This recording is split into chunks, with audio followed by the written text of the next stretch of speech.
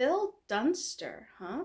Last Wednesday, my video on the story behind my pen name and how I chose Song to be Eretson, where I talked quite a bit about Eret, son of Eret from How to Train Your Dragon. It went up at 6 a.m. on a Wednesday. Why did I do that?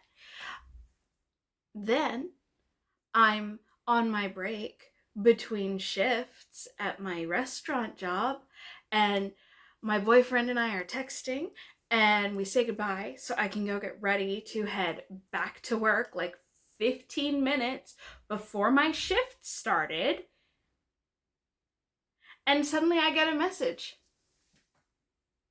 The Eret casting just dropped. The day my video went up. The day my video went up.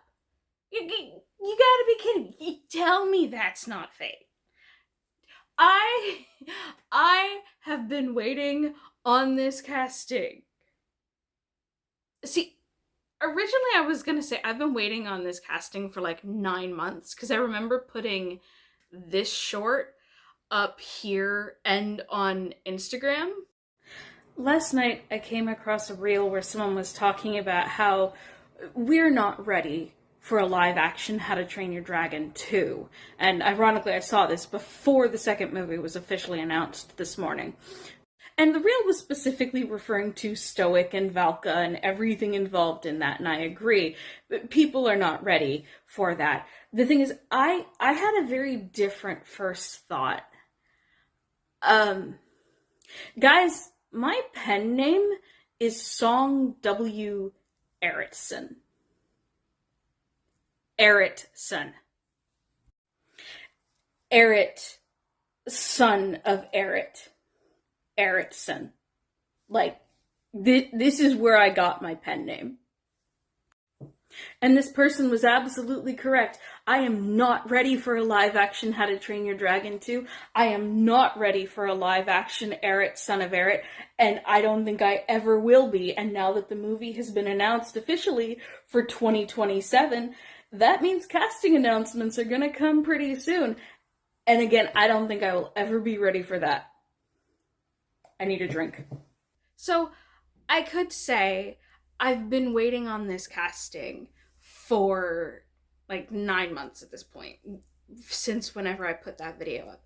But the truth is, I've been waiting for this casting announcement since the live action movies were announced. Because I knew the first one was gonna do well enough to get a sequel, of course, and obviously, that means Eret. That means live action Eret. And it's the weirdest thing. Because, like, okay, Eret, how do I phrase this? I've spent more than 10 years being infatuated with this character. And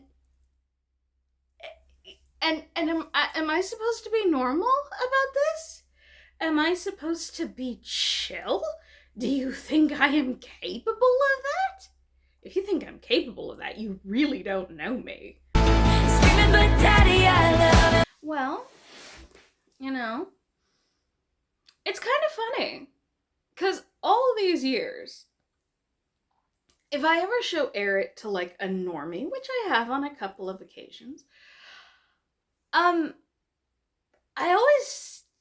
there's always to normies specifically, people who don't watch a lot of animation or don't care about animation, whenever I show them Eret, there's always this thing of they're like, oh, he looks weird. In animation, and especially in How to Train Your Dragon, Eret fits in, but let's be honest, he's very cartoony. The proportions of his face, specifically, very cartoon logic. So, when I saw this, my first two thoughts were, this might get me murdered. Well, he's whiter than I expected. And the second one, he's so conventionally attractive. I'm not gonna have to explain myself anymore. Cause even to normies, they're gonna get it. That'll be a nice change. Pathetic. You can still jump. So, yeah. No, and of course, I snuck my phone out at work as I was working the counter, and I'm looking at, who is this person? What has he been in? Is he, what did, and I'm like, well, you know, not having to explain myself, that's going to be a nice change. That's going to be a really nice change, quite frankly. A little surprised that he's so white, since Eret is inspired by Inuit and Sami people. I kind of expected them to lean into that a bit more, but it looks like they're going mostly based off the voice and the accent.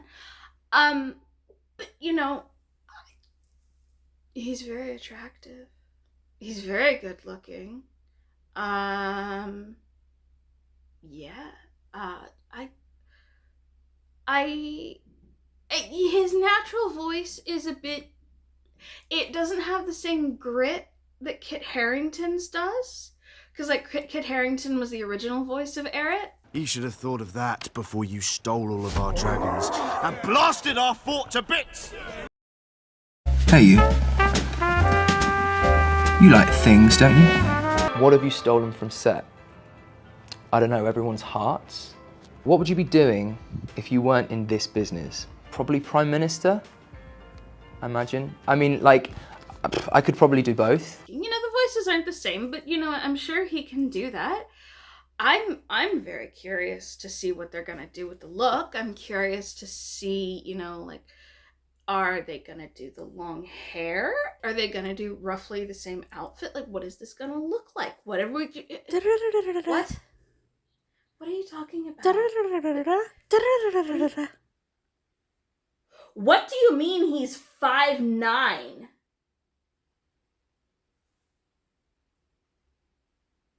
5'9"? Hang on a minute. Give me that. What game are you playing? What do you mean he's 5'9"? 5'8.5", according to some sources. 5'8"? Eret, son of Eret, canonically in the movies, in the animated movies, is 6'4". Now, okay, so my knee-jerk reaction to this was, why would you do this? Like, I remember a few months ago talking to my boyfriend about this, and especially, like, you have Gerard Butler back as Stoic, especially once there was talks that, like, Cate Blanchett was gonna come back as Velka. You know, my boyfriend and I were talking, and he's like, well, you know, what if they bring Kit Harington back? And my first reaction to that, my first response to that was, he's too short. Kit Harington is 5'8". And now they've cast another actor who's 5'8". It could have just been Kit Harington at this point, I guess. Now, okay, bear in mind, I figured out pretty quickly why they did this, because Gerard Butler is only 6'2", whereas Stoic the Vast is canonically supposed to be about 7 feet. And he is still supposed to be taller than Eret, which, as the #1 Eret lover, I concede is an important detail, because this is one of the best scenes. Well, didn't you just pick the wrong ship, eh? I am Eret, son of Earth. This thing off me. There we go. So you do still need an actor who's going to be shorter than Butler's 6'2" Stoic to maintain the image. And okay, yeah. Hollywood magic, Hollywood illusion. Fine. Just to be clear, I know none of this matters. I know at the end of the day, this is not a big deal. This is not something that actually affects my life. I am aware that even if Eret were real, I probably wouldn't have a chance with him, just like I wouldn't have a chance with Phil Dunster. I get that. I'm fine with that. I'm cool. This is just, like I said, I have a boyfriend. I play Love in Deep Space, and I still love my boyfriend more than I love Silas. Like, it's all in good fun, right? But at the same time, it's like Eret has become such a part of my personality. Like, again, he became part of my pen name. It's like the character has just been such a big part of my life, and I'm such a drama queen that, like, obviously I have to make drama about this. Like, it's just that simple. But yeah, so how do I feel overall? I actually think this is a really good casting. I've seen a few people say that they're disappointed. I'm not. I actually, I think he could do a really good job. I hope the second movie is a little more willing to take risks and maybe branch out a bit, especially since the story of the second movie is a little weaker than the first one. I hope they're willing to make changes. I really hope they make changes to the third movie, because like I don't like the Hidden World. Man, I do not like that third movie almost at all. There are very few things I like about that movie. Not the least of all that Eret was completely wasted. But, you know, that's where I come down on it. Is it's like I will be very happy if the live action remake does a better job with the Hidden World, and they can use the second movie to kind of set that up a bit better. I'm just saying. So yes, all in all, I think Phil Dunster is fine casting as Eret, and I very much look forward to seeing what he does with it. Thank you for checking this video out. Thank you for letting me fangirl a bit. And I hope you enjoyed. If you liked it, leave it a like. Maybe check out some of my other videos, which tend to be just kind of rambling and story times and personal updates and stuff like that. I might do a Bridgerton video soon, especially with the new season out. But anyway, that's neither here nor there. I'm actually gonna go film a February update as we're going into the new month.